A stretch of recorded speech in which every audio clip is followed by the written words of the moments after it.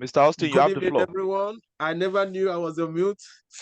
Can you hear me, everyone? Yes, loud and clear. Yes, we can. Right. Thank you. Thank you. We are progressing in our class today.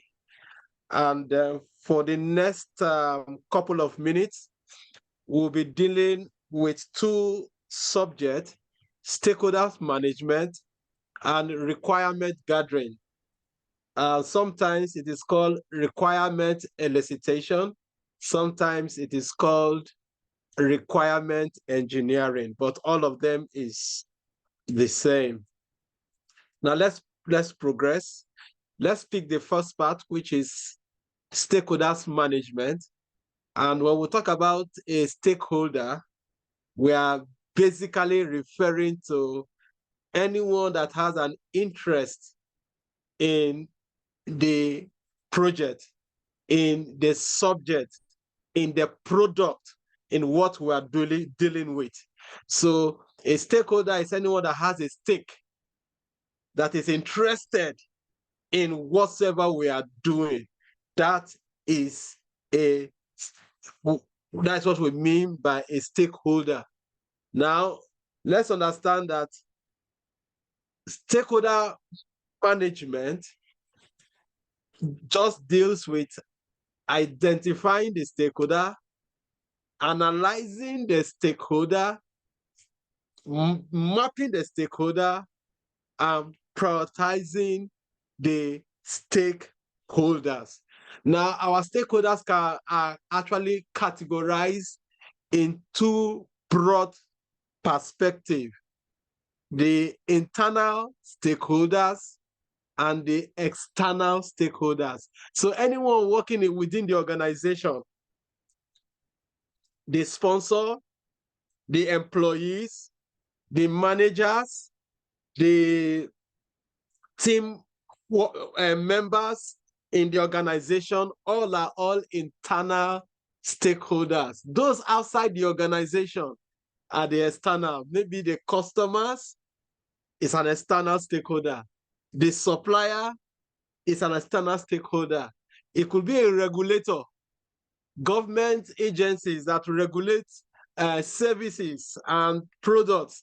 They are external stakeholders. So managing all of this scope together is what we refer to as stakeholders management. And one of the skills we expect us to have as we go alongside, which we expect us to also put in our CV, is stakeholders management. That you can manage stakeholders, you can deal with different stakeholders, you can manage their expectations, because some of them could be very difficult. Very difficult. And sometimes when we go for interviews, you can be asked a question: how do you deal with a difficult stakeholder? That's why the skills in managing stakeholders is very important when it comes to project management, when it comes to business analysis, when it comes to driving data, and as well as dealing in our day-to-day activities, our day-to-day jobs. So we've just explained the different types of stakeholders, the internal stakeholders, as well as the internal stakeholders. Now, in the stakeholders management plan, what do we do? Basically, this is what we do. We identify our stakeholders. So any project you want to do, not everyone in the organization is a stakeholder. Not everybody is a stakeholder. In fact, not all stakeholders are stakeholders. And that is why we identify the stakeholders. Then we move on to this next stage, which is to prioritize the stakeholders.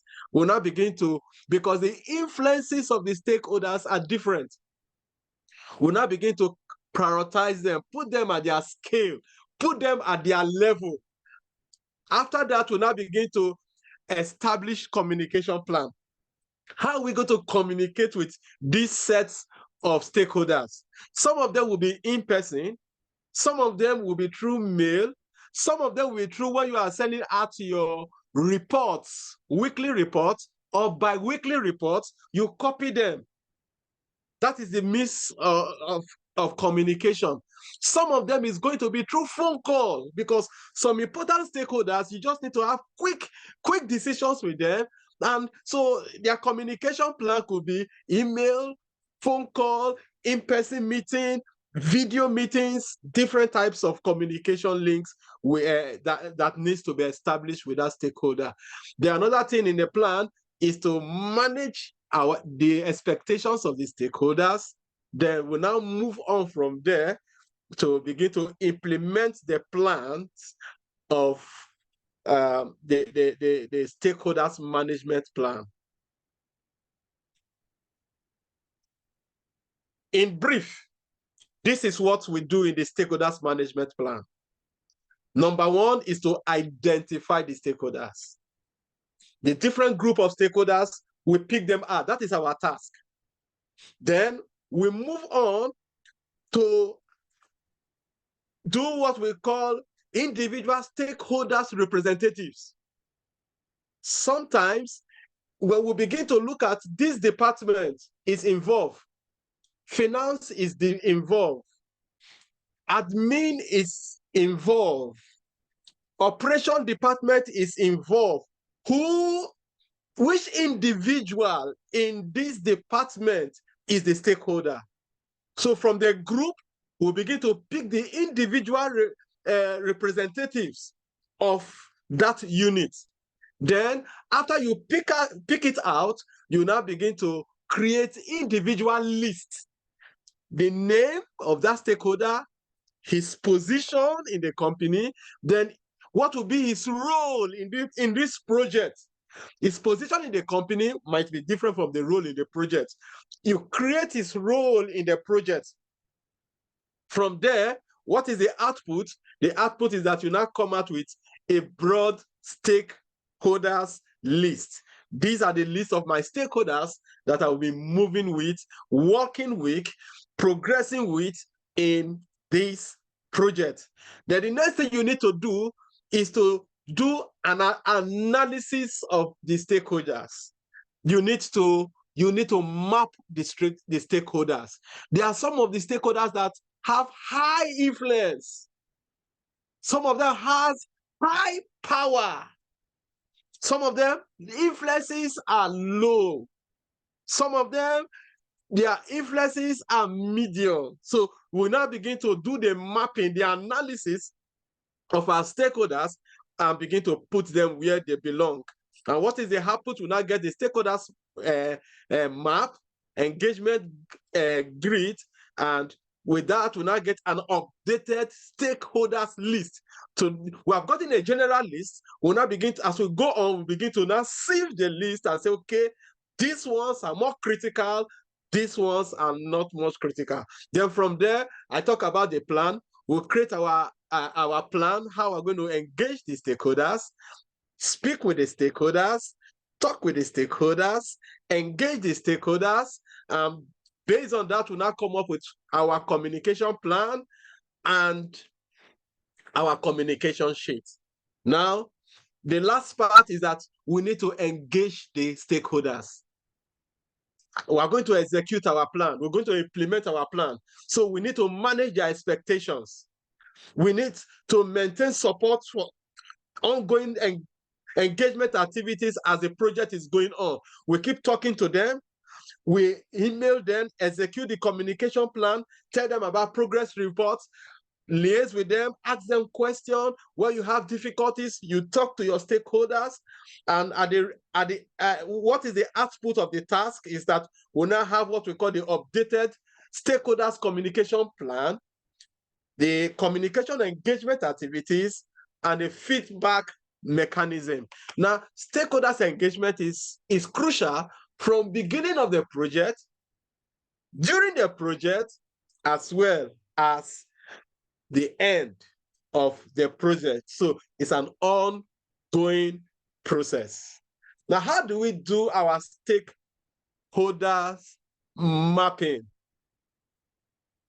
We have what we call the RESI matrix.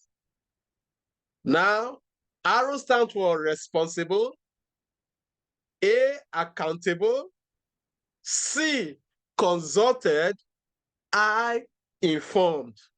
Now, when we say responsible, that means is the person that is in this project, this is the person responsible for the work to be done. So he's responsible. Now, when we talk about accountable, accountable is somebody who oversees the person that is responsible. So in the office, for instance, the manager gives a task to the accounts department to do something. So the accountant is responsible to get that job done, but the manager is accountable for that activity. So responsible, accountable. Then we have the consulted. The consulted are the people that we need to know that we need to assist in the completion of the task or they will support the execution of the task. They are not primarily responsible to do it, but their support is needed, their input is needed, so they are consulted. Then we have the last category of people, which is called the informed. What we just need to do is to keep them informed. They don't have anything specific to do in the task, but just to give them the progress report because they are aware that this is what we are doing and this is the stage we are. So you keep them informed. So you discover that this is how we map our stakeholders. We have the ones that are responsible, accountable, consulted, informed. Now, this other way of mapping our stakeholders is those that have high interest or influence and those that have high and low power in the project. Now, this group here that are low, their efforts, just minimum efforts, just to monitor. Now, if we go more to this side, these are people who just keep them informed and consult with them, ask them questions because their interest is high. Although, sorry,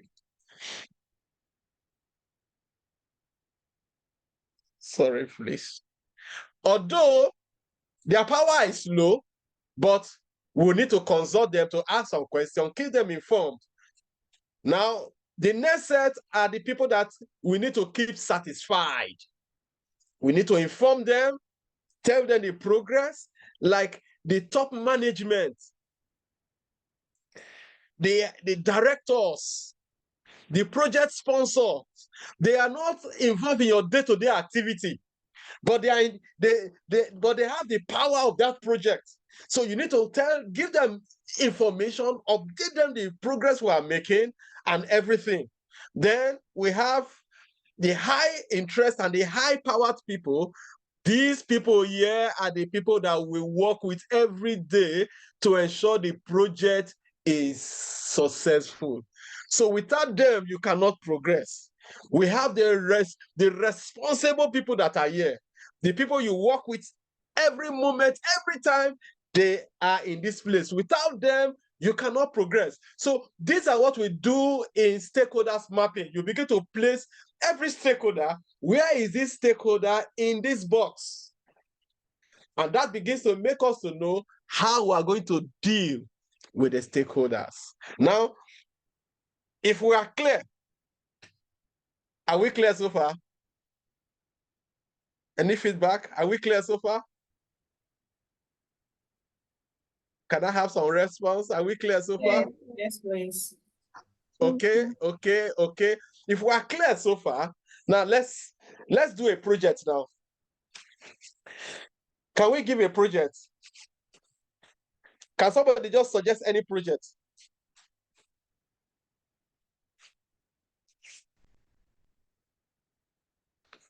Is anybody suggesting any project?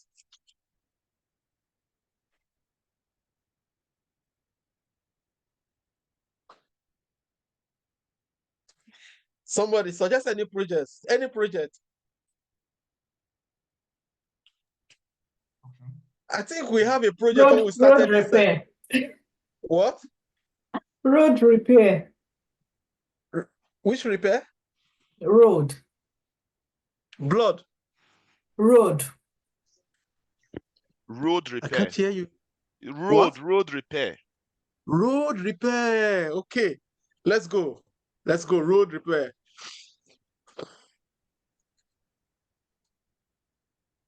All right. The name of the project is road repair. Huh? Can you see the screens? Yes, we can see the screen editing. Okay.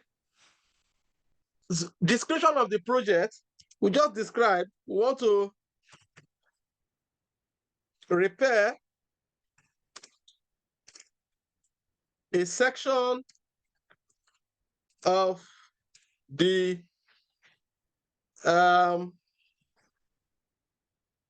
Union Street. M6 what? Okay. Highway covering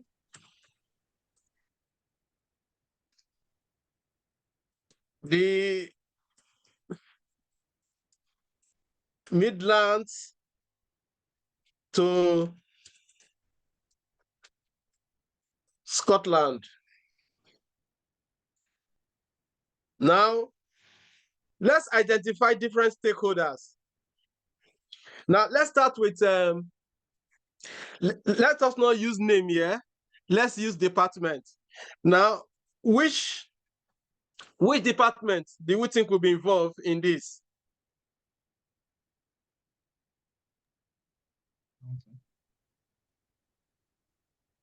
Can we go together? Which different departments will be involved in this work? Finance department. Accounting department. I heard finance. Which other department? Construction. Which other department? Construction. Or civil engineering, let's say.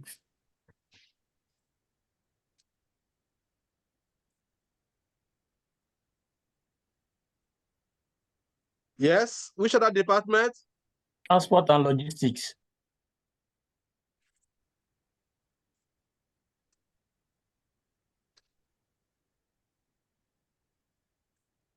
Okay, one more department.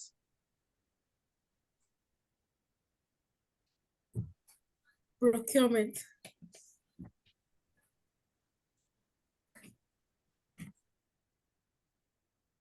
Procurement, and we can just add finance. Okay, we have finance. Okay, now we can now begin to put their titles. Either their title in the company or what will be their title in the project. So we begin to put their title. Their title could be the finance. This one is the lead in construction.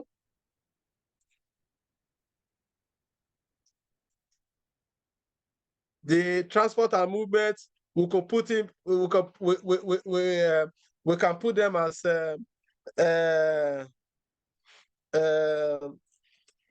lead in terms of logistics. Procurement could also be procurement. We put their email address. We put their email address. We put their email address. We put their email address. Now, their influence in the project.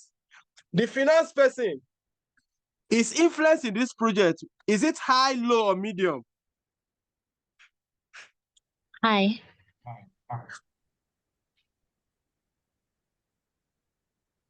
Why do we say high? Because without money, nothing can be done. Huh? Yes, we can, but his duty is to just give the money, is that not so? Accountable. Is the one to tell us the money is there or the money is not there, the money is available or not available. Okay, So maybe his we'll own duty, yeah. So if we come to the if we come to in the mapping of the stakeholder, finance, where would the finance be in this box?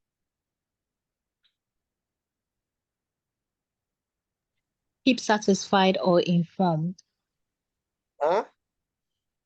Keep satisfied or informed, or consult, just to consult and inform them. Yeah. So their stake in this project is, their influence in this project is going to be medium.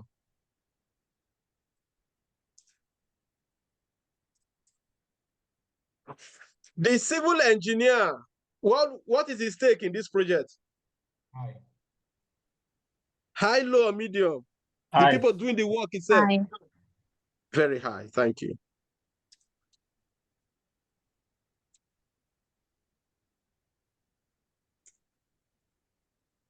What about the logistics? High or low? Medium. Huh? Medium is to consult. High is high. All the logistics, because if they fail, many things will fail. What about procurement? Where will procurement be? Low. Medium. I'll say medium. Huh? Medium. Medium, thank you. Now, SME. SME is subject matter expert. Is finance a subject matter expert in construction of road? No. No. No. The engineer, the civil engineers, are they experts? Yes. Yes. Yes, thank you very much. We go. The transport and logistics, are they experts in road construction or road repairs? No. Yes. No. No, yes, no, yes. Which are we taking? Yes or no? Partially. Partial. Yes. Partially. Okay. They are good at their job in terms of logistics, but for road repair, no. No. No. Procurement? No. Or yes. Is it yes or no? Yes. Hmm? Yes. No. No. Procurement, yes or no?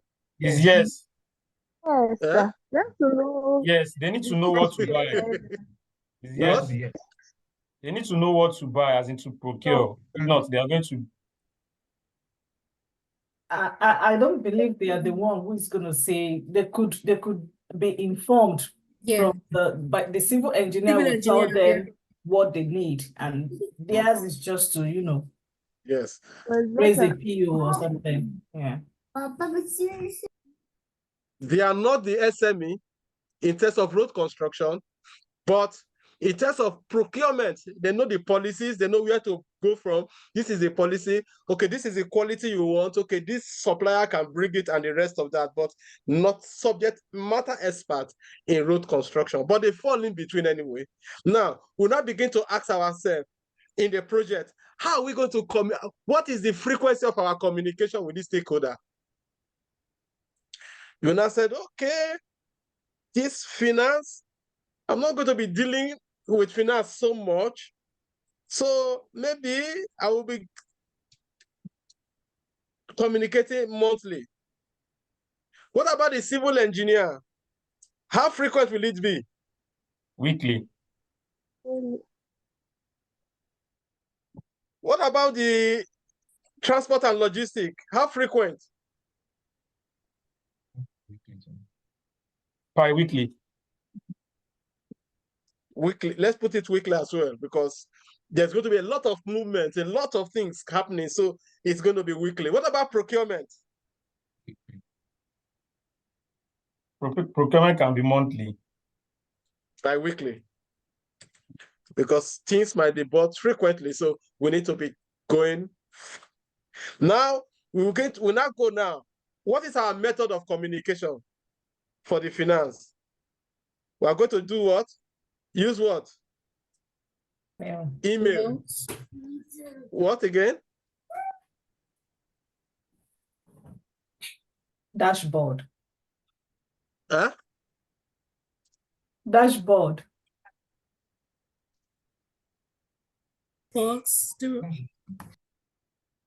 Dashboard report. Yeah.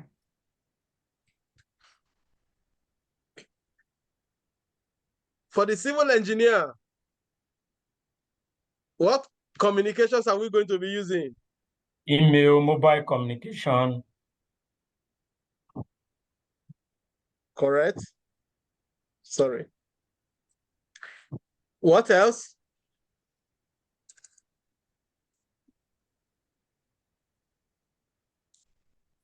Instant messaging.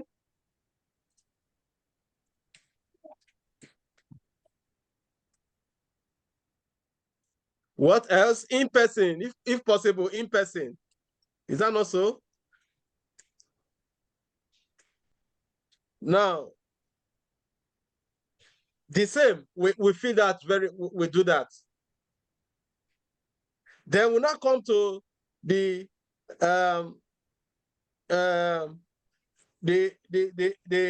recce, the RESI matrix now, for instance. The finance person, in doing flexibility study about the project, is it responsible? Is it accountable? Is it consulted or is informed? Consulted. Consulted and informed. Consulted and informed. So we just put is consulted. In talking about the requirement, is it responsible, accountable, consulted, or informed? Informed. Informed. Is informed. In the financial plan, the project plan, is he accountable, responsible, consulted, or informed? Informed. Informed. What about the finances? Is he responsible, accountable, or informed? Accountable.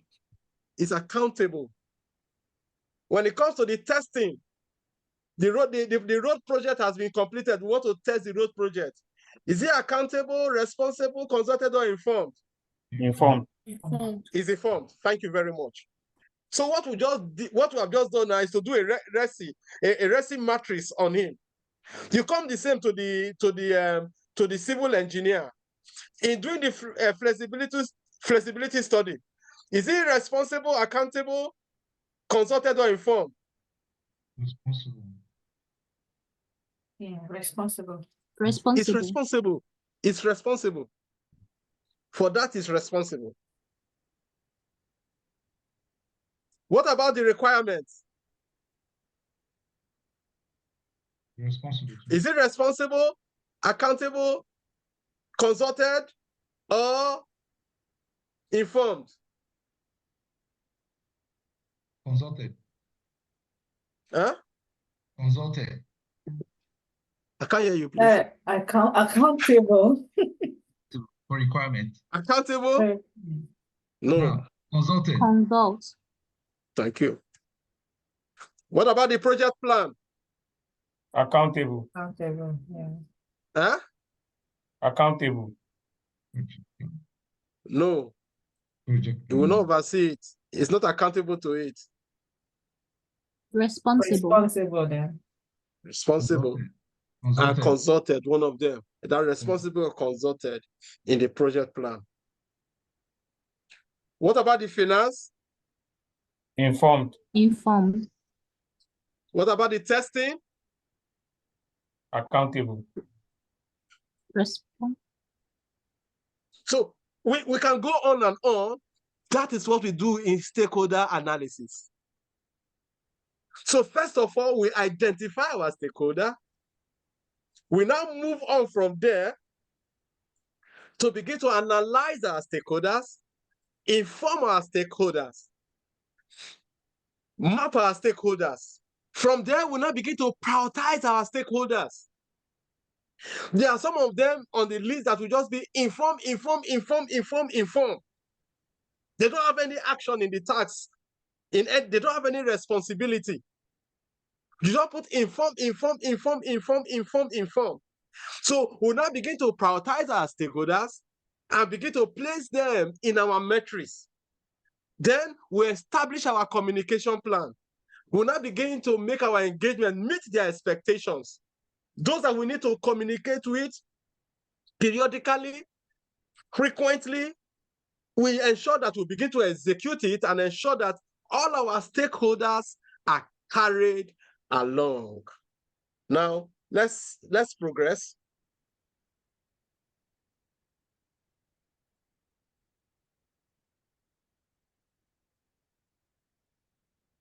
Now, as we move with stakeholders, all stakeholders are not the same. Different stakeholders, different expectations, different needs. But these 10 key principles are important in managing stakeholders. Number one is to communicate. Have a form of open communication with the stakeholders. You must share information, important information, open discussions with your stakeholders.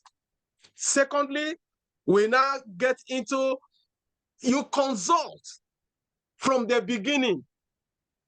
You ensure that they are carried along in every bit. Whatever they want to do, consult early enough.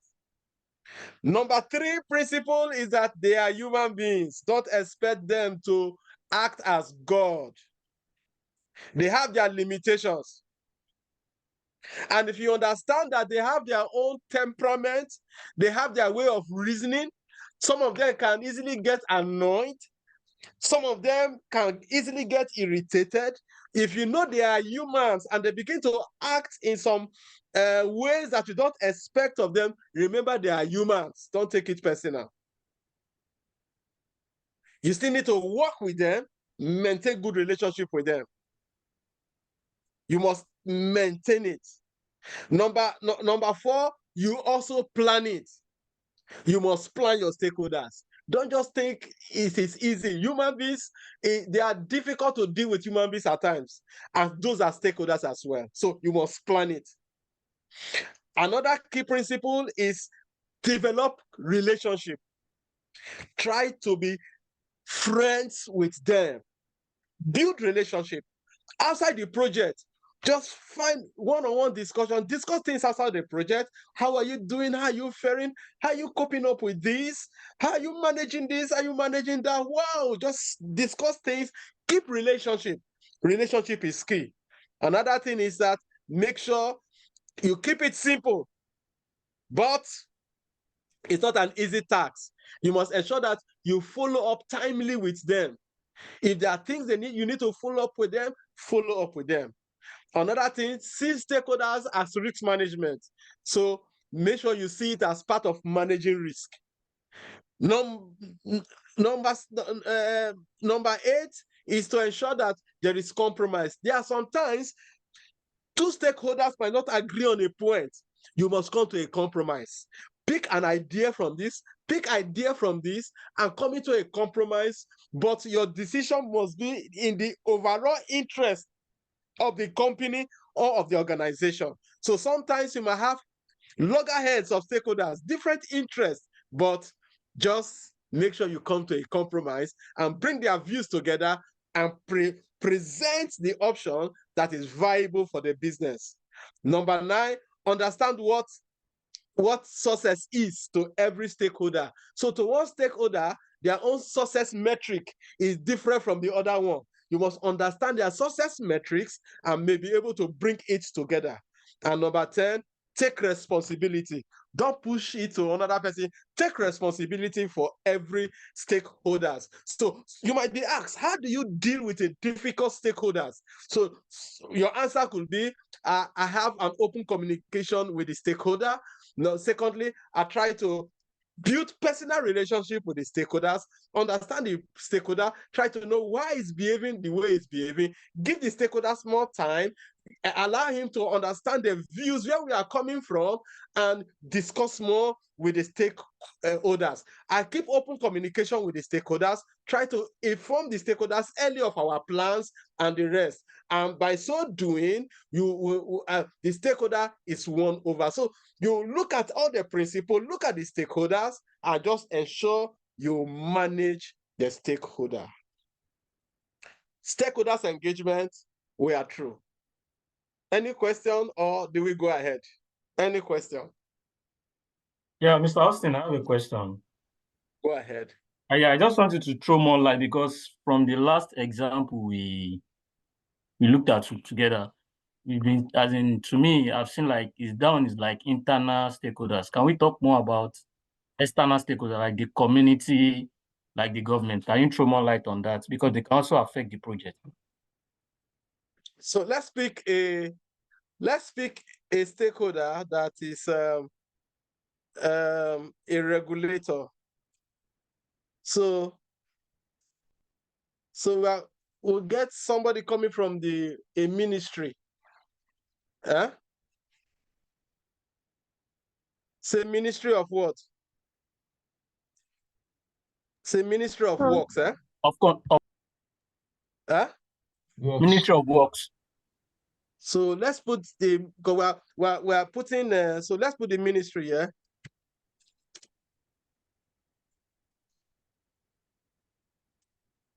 Okay, then we can put the name, his title, the email address, the phone number, and the rest of that. Okay, what is his influence in the project?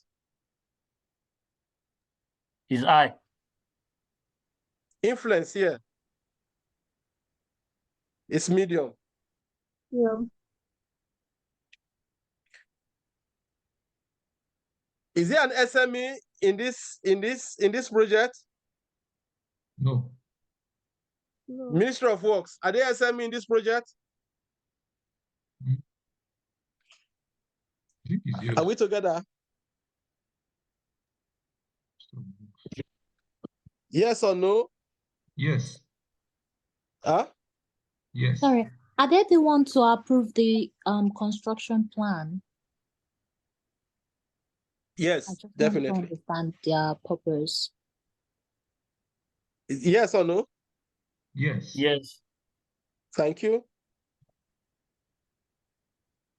Communication? Monthly. Monthly. Weekly. What? Monthly. Monthly. Monthly, bi-weekly, depending on the situation, I evolve. But let's put bi-weekly. How do we communicate with them? In person, Yeah. email. Email. In person.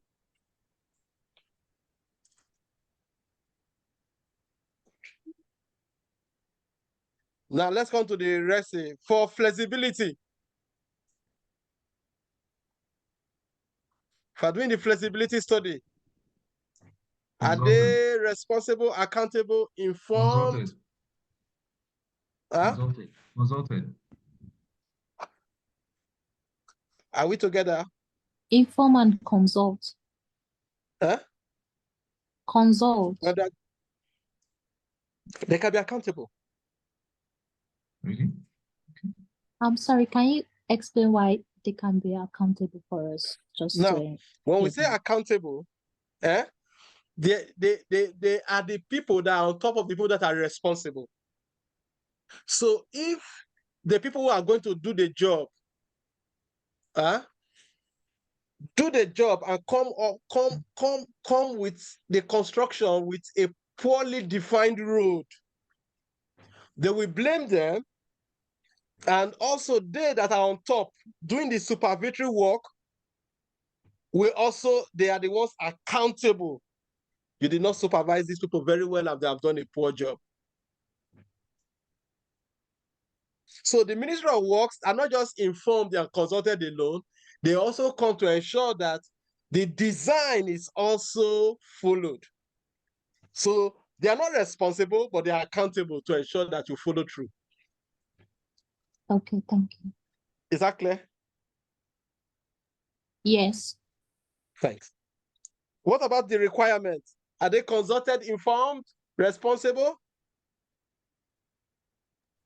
Informed.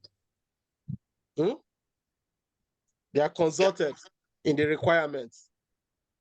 What of the project plan? They are responsible. No, they are not responsible. Our workers are responsible to execute the project plan. Consulted, eh? But they are what? Consulted.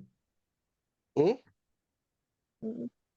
are consulted as well as accountable. What about the finance? Informed.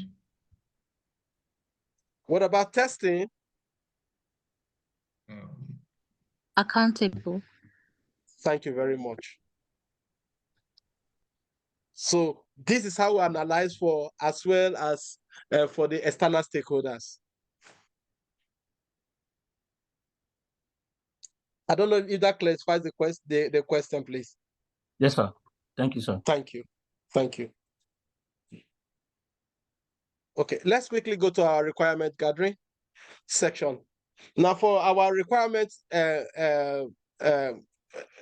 gathering, it is also known as requirement elicitation.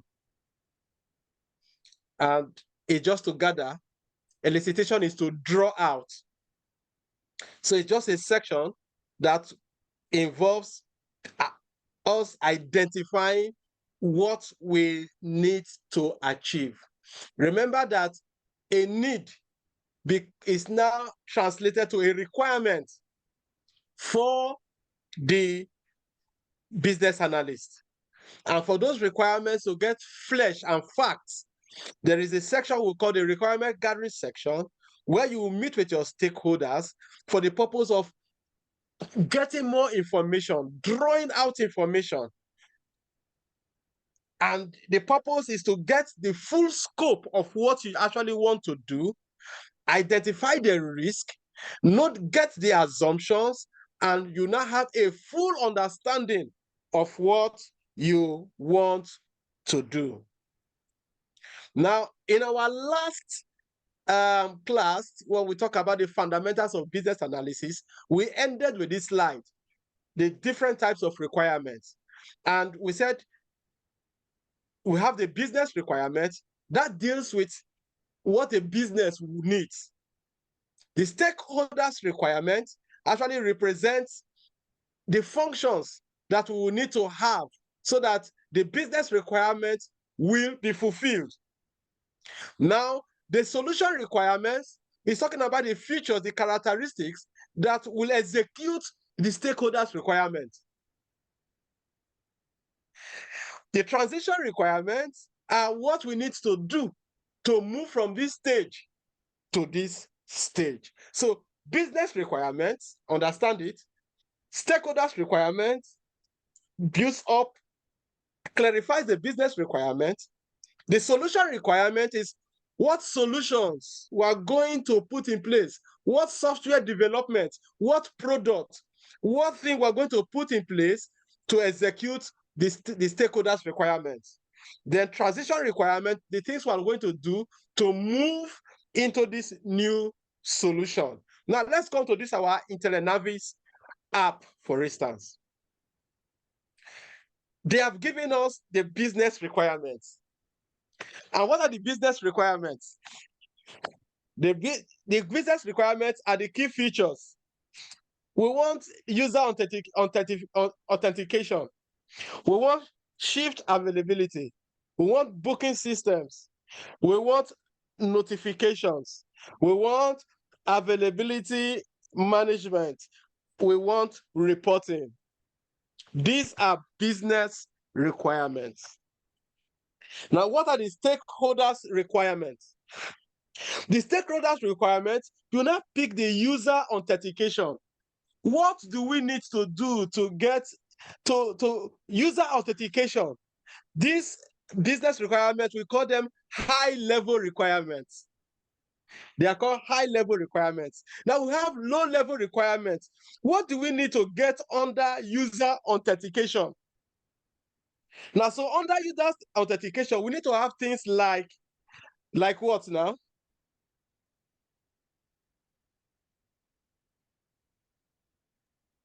Are we together? We need to have things like what? Under the user authentication. I need an example, please. Like the logins, username and password. Thank you. We need a login. So that becomes not a business requirement, it's not a stakeholder's requirement. We need a login. We need a log out. We need what again?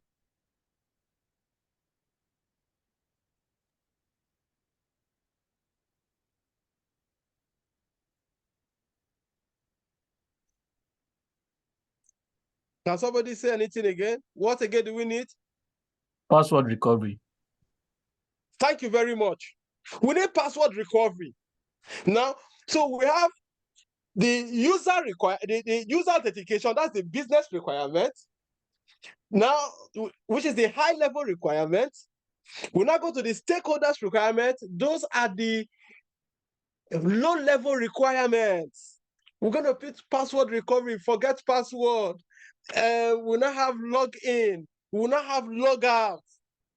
Those are the users. Those are the low level requirements. Now we'll now go to the solution requirement. How are these solutions going to be built for the users, the stakeholder to use? So we now have maybe we need to log in with password, or we need to log in with our name. We need to log in with okay, the username should be either email address or a unique name, or the password should be a minimum of 6 characters with these criteria and the right criteria. Those are the solution requirements. Then the solution requirements, we broke them into the functional requirements and the non-functional requirements. The functional requirements are make sure the user, we want to use email as the username. The password should be 6 characters. Those are functional requirements. Then we have the non-functional requirement that has to do with the load. What is the capacity? What is the security? What is the speed? Those are non-functional requirements. Those are just not what the user will impute physically. Those are the non-functional requirements. So it is clear now. We now know what is they call the business requirements. We know the stakeholders requirements. We know the solution requirements, and we also know the transition requirements. What needs to be done before we move on to the new phase? We need to train people. We need to move all the data sets from the book into the data set of the system. What do we need to do to transition? That's the transition requirement. Now, the stakeholders, the business requirement has been given. How would you know the stakeholder requirements? The requirements, that the low-level requirements, you cannot know them except you go into this requirement gathering section or requirement elicitation, where you now discuss with your stakeholders based on this assignment. I want to know what is our expectations.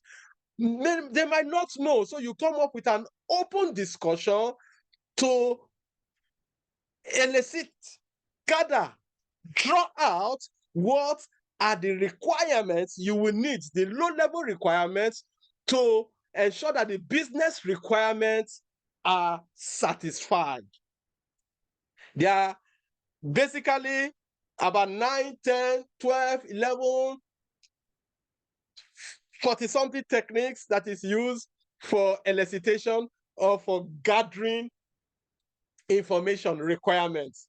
Now, commonly at these ones: brainstorming, document analysis, focus group, interface analysis, interviews, observation, process modeling, prototype, requirement workshop, surveys, and questionnaires. Now, the brainstorming section is just for you to bring in people, just bring out some people, pick some selected set of people, bring them into a section, and just produce an idea and spark up a discussion and let them begin to think. And they will be writing out their writing out their thoughts, or saying out their thoughts. And what we just need to do is to begin to write them out. You begin to note their thoughts as brainstorming. I think if we do it like this, it is better. If we do it like this, it is better. If we can have this future, we can have this future, we can have this future. Brainstorming section. Through brainstorming sections, we can elicit requirements. Document analysis is to go through documents. You read documents.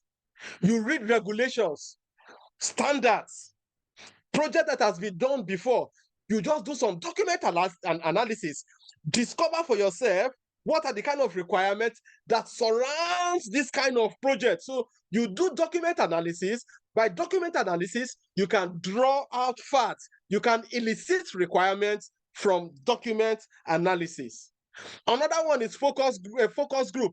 It's just to, okay, let me focus on these categories of people, this segment of customers, these users. Let me focus on them and have an open discussion with them.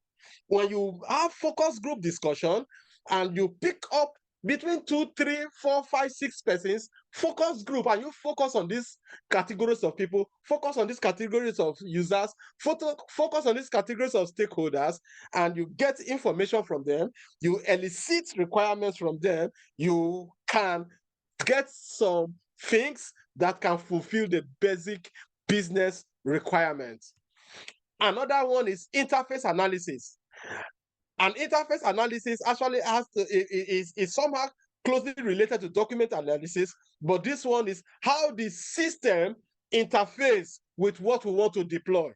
How will the system react? How will the system operate? What kind of data will it take? So you need to recognize do the interface analysis. Is it complex? Is it a simple solution? Is it something that our users can easily flow with? You must ensure that it is not going to be something that is difficult to learn, and that it is a simple interface that the users can appreciate and run with. Interview section is also a method, a techniques for elicitation, for requirement gathering. And it's just for you to pop up some questions. Sometimes the interview sections could be planned or not planned. It could be prepared or not prepared. But at the end of the day, it could just be a situation whereby you have planned, listed out all your questions, and you say, these are the things. You have looked at everything and say, okay, I will need to ask this question, need to ask this question. So you jot all your questions, then you plan it, meet the stakeholders, meet the individuals, and you begin to ask questions.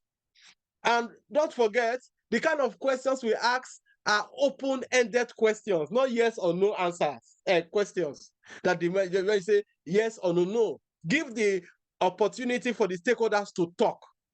So you begin to ask what? You begin to ask when? You begin to ask who? So what are we trying to achieve? When are we trying to achieve it? Who are the users? You begin, you'll be asking why? Why do we need to change from this process to this process? So as you begin to ask those questions, it will begin to open up a lot of things for you to begin to understand and begin to ask further questions. So you plan your questions, you ask your questions, and you also follow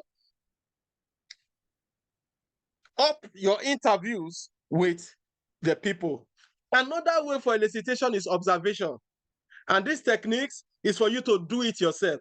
Just go and observe. Just observe.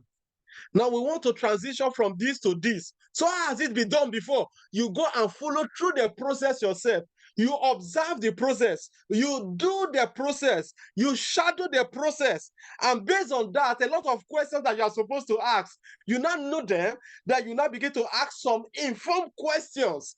After you have done your observation, you have now known the process, you have observed the process, you have followed the process, then you now begin to see how to progress out of that way. So observation is another technique for elicitation, for requirement gathering. Another one is prototyping. And very close to this is process modeling. So next week we'll be dealing with process modeling, and we're going to be drawing models. And some of the tools Dr. showed us before we started the class, we'll be utilizing some of them in designing our models. So we'll do what we call prototyping. We'll do mock-up. So you just bring a sample as a mock-up diagram. Just say, this is the kind of things we are thinking to achieve. You make a drawing, a graphical interface, and you show them, we want to move from here to here. Just, with just the picture alone, and they see the picture, wow, okay, I think this one can be here. We can add this to this, we can add this to this, and discussions can begin to come up. And from there, we have gathered enough information from this section. So prototyping, process modeling is another way of requirement elicitation. Now we have the workshop section. Workshop section is actually a section where you bring out different set of people into a place and is to discuss.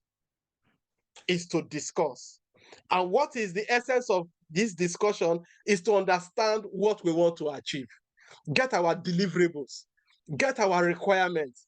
And I believe that in part of our project, after this course work, those of us that will be maybe going to the business analysis session, you have sections for a method of elicitation. So you choose which method you want to use. Do I want to use the workshop method? Then you begin to plan it. When am I going to do it? Where will be the venue? Who are going to be my stakeholders? What is time that is available? You now book a meeting. Then what is the purpose? What is the agenda? What is the vision? You articulate everything. You send the agenda to your stakeholders. And when the time of the meeting comes, you begin to facilitate the meeting. You begin to ask questions. And sometimes you also get somebody who will take notes, who will jot down important points. If you cannot do it because of your facilitation, you get somebody like a secretary. Please, let's note these important points. And if it is a section that is recorded, you can take permission. Can we record this section so that I can go over it again? You take note of that. And at the end of the day, you summarize all that you have gathered, and you follow up and you discuss with the stakeholders. Based on the workshop sessions, you come out with a comprehensive list that you tell the stakeholders, I'm going to send a further mail for us to review our agreement, our discussions, align with it before we send it to management for approval. Another method is survey and questionnaire. This one is just to prepare your questionnaire, prepare your survey, and you send it out. It's good when you are working when you want to get diverse opinions in a department. You want to work in a department and you want to get everybody's opinion. And they ask you a question, maybe in an interview, that you are working you are asked to, you want to carry everybody along in executing your project. And this is your project. How will you carry everybody's along, or everybody's opinion is voiced out in the project? Now you now look at the department, we have different people. We have the cleaners, we have the cooks, we have this and that. How do I do it? You now come and say, so use the survey and questionnaire or feedback method, just fill out a form, give it to everybody. It could be an online form and a suggestion form. Everybody put your opinion, and based on that, you can gather requirements, and everybody's voice or input is incorporated into the project. What is the essence of all of this requirements gathering section? Is for you as a business analyst, at the end of the day, to produce what we call the business requirement document. And what will be in the business requirement document? A summary of statement of the project. What is the project objectives? The project objectives is to ensure this is done. Road is constructed from this section of the road from year to year. What is the scope? What is the need statement? The need statement is that some section of the road is bad. There is problem, so there is a need for us to go and do repairs. Is it a new construction? A new construction, you do it there. Then, what are the scope? You have already done your requirement and elicitation, so you know the scope of the project and the assumptions that you are going to make. Financial statement, this is the cost of the project. What are the functional requirements? We have discussed about the functional requirements already, and you are going to look at it and bring out the functional requirements that is going to be met. Are there personal needs? What is the time and schedule? What is the assumption? Everything, we put it together. That makes up the business requirement document. That ends our class, and thank you for your time. Question time now.